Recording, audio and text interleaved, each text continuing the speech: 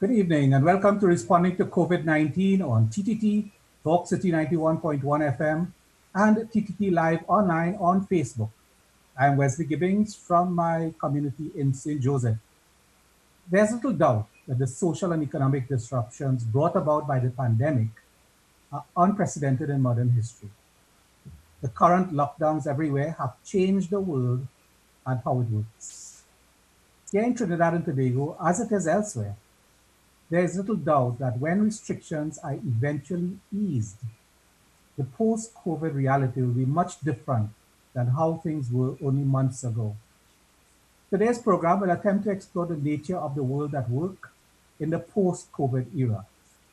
I welcome Dr. Heather Rickettes, Senior Lecturer in the Department of Sociology, Psychology, and Social Work at UWI Mona, and Dr. Edward Clarke, Dean of Social Sciences at the University of the Southern Caribbean. Welcome to the program. Thank you. Dr. Clarke, what does the situation look like now, and how do you see the world of work post-COVID? Well, the world of work post-COVID is going to be very different from what it is when last we were at work. It's very interesting for some of us who we're teaching by Zoom. One of the things that I discovered that there's more work teaching by Zoom than teaching face to face.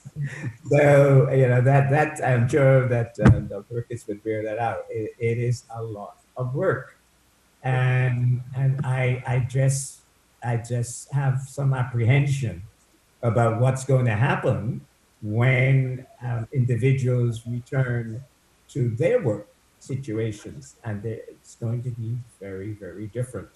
And what we'll be doing today is we'll be talking about that work environment and how different it will be, and the challenges that workers will encounter in fitting into that new work environment. Now, Dr. Rickettes, we are in a category of work or categories of work. I'm in journalism, you're in academia, where we do have the option of switching to online platforms and doing work a little differently. But I would venture to say that the vast majority of regular workers don't have these options. What is life like for them now? And that is so true because in Jamaica, we have a statistic that about 20%, only about 20% of the labor force has been able to move to remote working from home. And so, it means therefore that about 80% of the labor force just cannot work from home. Throughout the Caribbean, the majority of persons who are engaged in economic activity are at lower ends of the employment and the wage spectrum. A lot are involved in informal employment, and so they can't move to work from home with the ease that you and I can. And so life has been really very difficult for them. And with the call for social distancing as well, it has been even more challenging. And so quite a number of individuals will find themselves falling into poverty. We may even have hunger on our hands. And so that delicate balance that governments have to tread now between how do we protect livelihoods while trying to reopen the economies, that's something that is challenging governments right across the world, and our Caribbean governments are in the same position. So it's quite difficult. Dr. Clarke, the ILO has projected that when the dust clears, we will probably be confronted with a situation in which up to 50% of the world's employed will be without jobs. Yeah. In the Caribbean, it probably will be more severe than that because we're dealing with a huge SME sector and a huge informal sector that's not always captured by the official statistics, but we know that they are there. How dire is the situation, Dr. Clarke? Well, I would like to just explain to you how dire it is by just looking at today's Daily Express. And there is an interesting article here called Business Cutting Employees. And this was a survey that was done by the TNT Coalition Services Industries. And they surveyed 395 businesses in Trinidad and Tobago. And they noted that 36% of the businesses surveyed have terminated full-time employees, and 55% of businesses have terminated part-time or contractual employees. The survey also found that of the companies that did not terminate staff, 58% furloughed their employees, meaning sent them home on temporary leave. Furthermore, those employers who did not terminate staff, 50% of those resorted to a reduction in wages, according to the survey. So it doesn't matter where you were, you got smacked economically. Dr. Rickettes, you're in Jamaica now, and the situation there is a little bit different from here, because I think that the government, in terms of categorizing different fields of employment, their selection process was a little different. So you had, for example, the situation with the call center workers, which I realize has now been addressed in a very firm way. But what it signaled to a lot of people is that there are categories of workers there who are in dire straits. I mean, there was very little prospect of them being able to ride this out. The prospect for riding this out is far much slimmer than perhaps in Trinidad and Tobago, where there's still a little bit of leg room. What does the situation look like there with respect to the labor market? Well, in terms of the labor market, you're correct. Quite a bit of the fall in unemployment in Jamaica, bringing it to historic lows as at the last quarter in 2019. A lot of that was driven by the BPO sector, the business process outsourcing sector. Huge employer of youth, young people just out of high school and universities, and a lot of women. And so with the closure of the BPO sector, there are some who can still operate. If those who are operating at the higher end of the spectrum have been allowed to operate with a lot of restrictions and very close monitoring. But the closure has meant that a number of people have gone home, perhaps temporarily. We don't know how many of them will be able to survive this period and will come back. And if they don't come back, along with the other cuts in employment or the job losses in the shop and market sales and service sectors, then it means that our labor market is going to lose between about 15 and 20% of its workers. That's a huge knock to the labor market. And you know that every individual who is affected, there's a multiplier effect, because they are likely to be one of, or perhaps the main breadwinner in their households. And so that has a significant, multiplier effect. So we've seen a lot of job losses in the BPO sector, in the service sector generally. So hotels, the tourism minister tells us that 90% of the hotel employees or employees in the tourism sector have been sent home, about 90% job losses. Whether temporary or permanent, we don't yet know.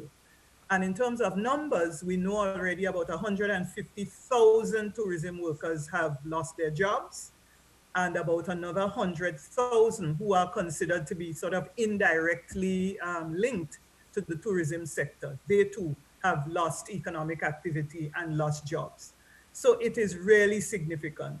While in agriculture, we haven't seen the job losses. What we've seen is excess supply that the farmers have on their hands, because many of them were suppliers, huge suppliers to the hotel sector. And so we are dealing with them having now to take cuts in prices of their agriculture products. And the government is trying to help, along with NGOs and the private sector, trying to help them to put them in touch really with demand. So with persons who would like agriculture produce. So, this impact of COVID on the labor market has been really significant. Dr. Clarke, from a sociological standpoint, it also, I mean, you have self-isolation and you have social distancing. Those are two features that run basically contrary to the ethos of how we live, how we transact business, how we operate as a society.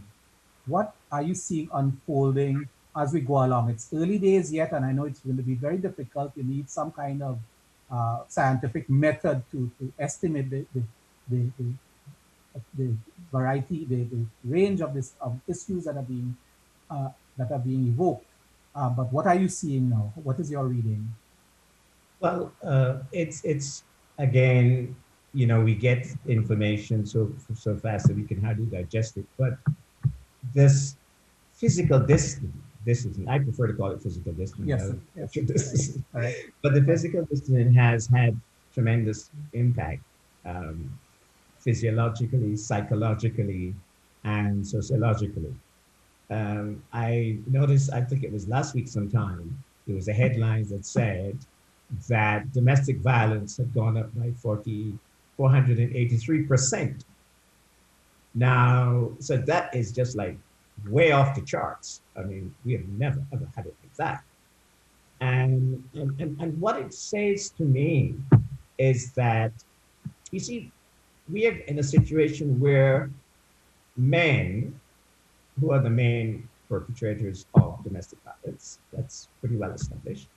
It doesn't say that women don't, but the stats tell you that the majority of men.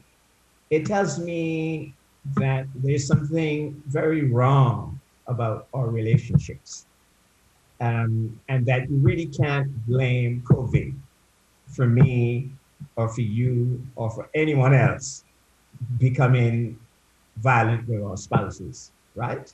And say, well, it's because of socialization, it's because of isolation, it's because of all of this that is happening. But what has happened is that the COVID has created or aggravated some underlying issues that we have had in our societies. And that's brought it to the surface. And now we are alarmed by what we are seeing.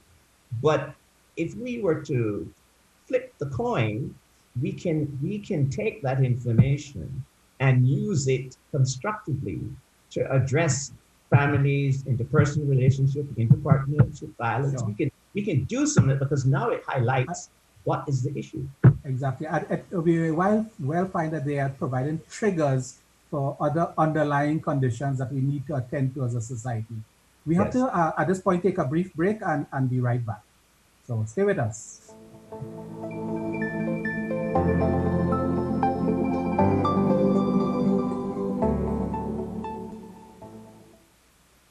Welcome back to Responding to COVID-19 on TTT Talk City 91.1 FM and TTT Live online on Facebook. I'm Wesley Gibbings.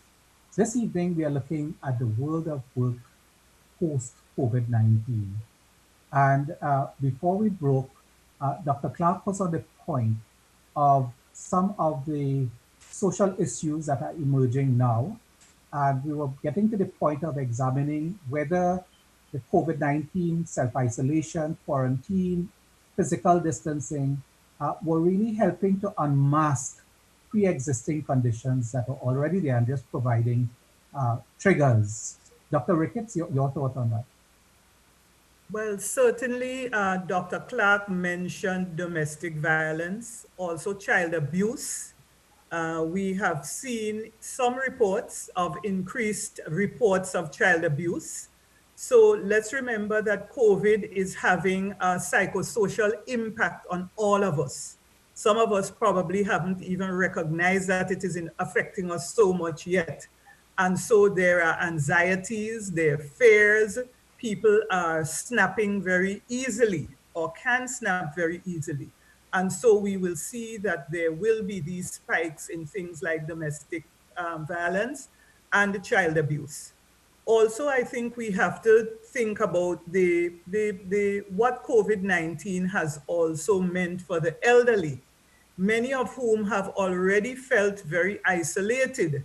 And because we are trying to protect their health, we have to restrict our social interactions with them. We also have to be careful how we might infantilize them, because we might be treating some of them very much like children, elderly people who want their independence. And so they too are, in some instances, they too are hurting. And so I wanted to add that, but I think that the psychosocial impact of COVID-19 on all of us is something that we should not take our eyes off. And I suspect that after, when things sort of settle down, we might be dealing with post-traumatic stress disorder.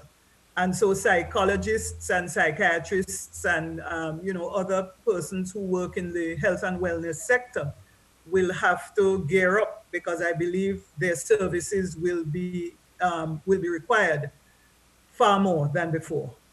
But Dr. Clarke, given what Dr. Rickettes has said, how best should we as society be preparing ourselves for the end of this current phase of the pandemic, bearing in mind that there is more to come? Well, there are several ways that we can prepare ourselves for this. The way we can prepare ourselves in the world of work is, because that's what we are focusing on, is that we need to realize that we are not all going to go back to work just as we left work. You left work and you went home, now you're going to come back. That's not going to be the case. Firstly, we will have to go back to work in stages. And we have seen that demonstrated in the European countries and in North America, where you open parts of the economy slowly.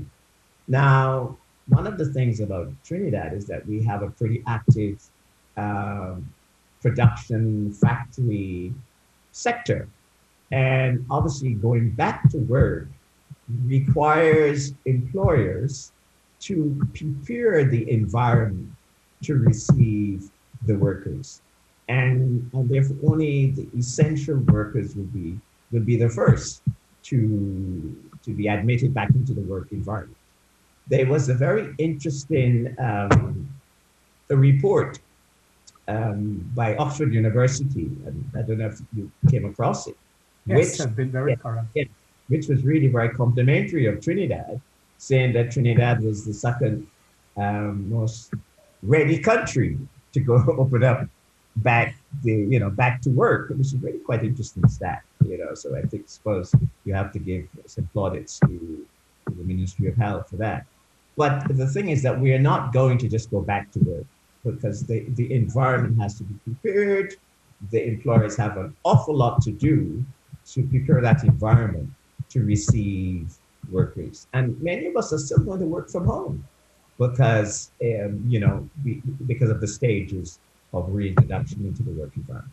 Now, Dr. Rickettes, one feature, and I'm glad Dr. Clarke raised it, is that there appears to be a sort of workplace apartheid, or inequality between, or imbalance between the various professions and their capacities during this period, and also the capacity to return to work.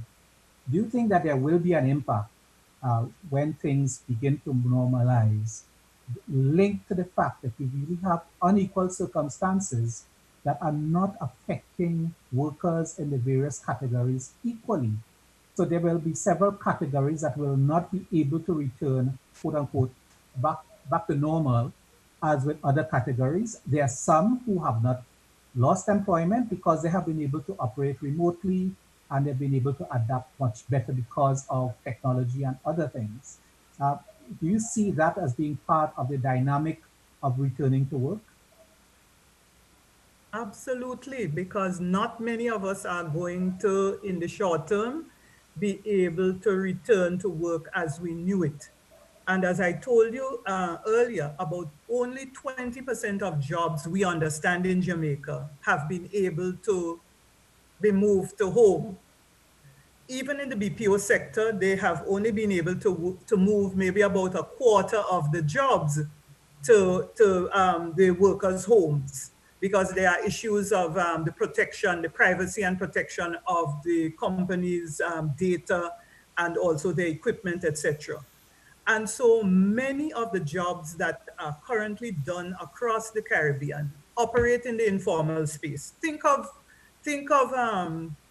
town centers. Think of Port of Spain. Think of St. George's in Grenada. Think of downtown Kingston here, and you see the number of people who are trying to eke out an existence on a day-to-day basis, for whom things like physical distancing and working from home are just perhaps impossibilities, unless they reinvent their businesses, and that probably will require some more cash inputs into their businesses, or even higher levels of education to be able to reinvent those businesses. So in the short term, I see quite a bit of fallout, and that inequality that you referred to between some of these occupations, what they can do from what they can't do, will be heightened in this period.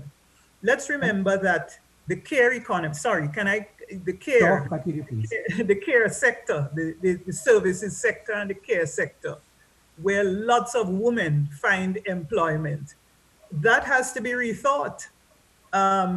So women are likely to find themselves out of jobs. Also, the number of men who engage in the hustling and juggling, vending, etc. They too, if the calls for physical distancing continue, they too will be impacted. So yes, I would say it's more the higher end jobs that will be able to perhaps navigate these waters far better, but the low income and informal economy jobs will struggle. Well, you've begun a discussion that I wanted to initiate, where I was going to ask Dr. Clarke about if there are observations regarding gender, and which you've definitely raised, and age. Is there an age dynamic involved here in terms of the older and the younger members of our workforces, Dr. Clarke? Yes, there is. One of the things that I have observed, even though we are not back at work, but I know that there are some companies that are looking at those persons who are much older and seeing it and trying to determine whether they've reached retirement age.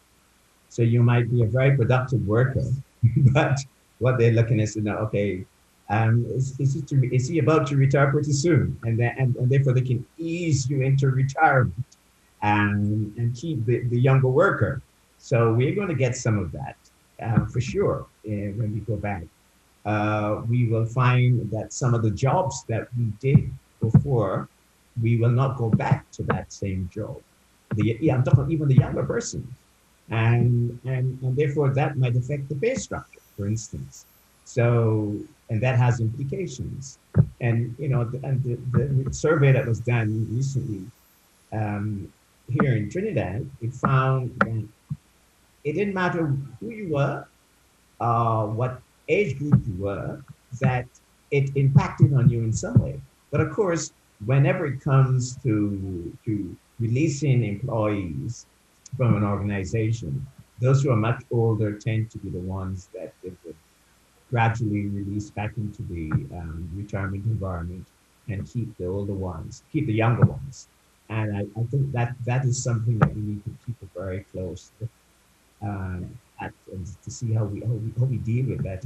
And some companies can get caught up in discriminating on this stage. Yeah, I was also coming to that, Dr. Rickettes. We've been hearing people in the business community in particular speaking about recalibrating their businesses, refocusing, retooling, re-equipping to cater for new times. Because a lot of them have come across a few discoveries during this period, that a lot of work, for example, can be mechanized, some of it can be operated remotely. How do you see that now, finding a balance with the workforce? Because if you have a recalibrating of business, commerce, finance, and so on, you need a corresponding recalibration of the world of work. and what workers face and what they will need to retool and re-equip themselves for.